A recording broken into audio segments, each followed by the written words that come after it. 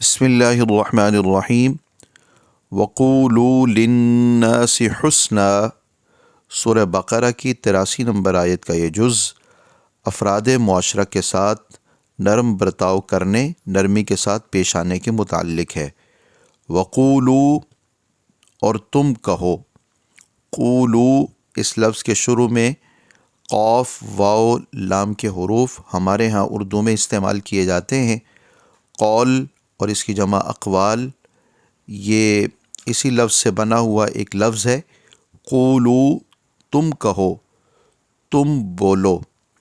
اس لفظ کے آخر میں واو الف تم سب کا ترجمہ دے رہا ہے۔ قولو، تم کہو یا تم بولو، للناس، لوگوں سے یا لوگوں کو، للناس، لوگوں کو۔ الناس، یہ وہی لفظ ہے جس کے نام پہ قرآن پاک کی آخری سورت موجود ہے۔ اس سے مراد تمام لوگ یا انسانیت۔ للناس، لوگوں کو، قولو، تم کہو، حسنا، کیا بات کہی جائے؟ اچھی بات۔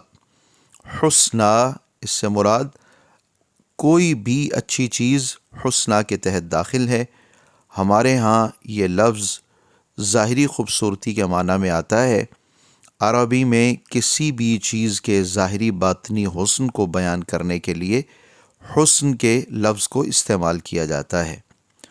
حسناً، اچھے طریقے سے، اچھے سے، تو ترجمہ یہ ہوگا تم لوگوں سے اچھائی کے ساتھ، عمدگی کے ساتھ، اچھے سے بات کرو۔ قول میں حسن عاجزی اور انکساری کے ساتھ آتا ہے۔ قول میں حسن نرمی اور لجاجت کے ساتھ آتا ہے۔ قول میں حسن ہلکی سی چہرے پر مسکراہٹ کے ساتھ آتا ہے۔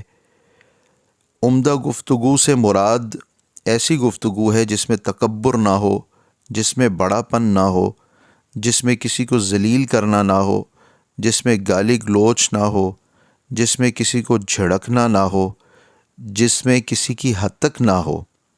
یہ لوگ خواہ اپنے رشتہ دار ہوں یا پڑوسی ہوں، غریب ہوں یا اپنے ماتحت افراد ہوں، مذہبی ہوں یا غیر نمازی ہوں، حتیٰ کہ غیر مسلم بھی ہوں، ان کے ساتھ بھی نیکی کے ساتھ، اچھائی کے ساتھ، عمدگی کے ساتھ گفتگو کرنے کا حکم ہے۔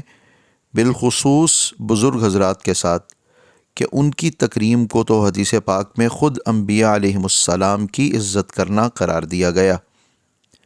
اسی طرح ادھار مانگنے والے سے اور جو قرض آپ کا لوٹانے والا ہے، ان سے بھی گفتگو نرمی کے ساتھ اور محبت کے ساتھ کی جائے۔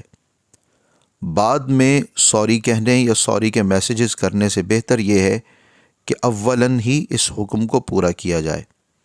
آج کا سبق مکمل ہوا۔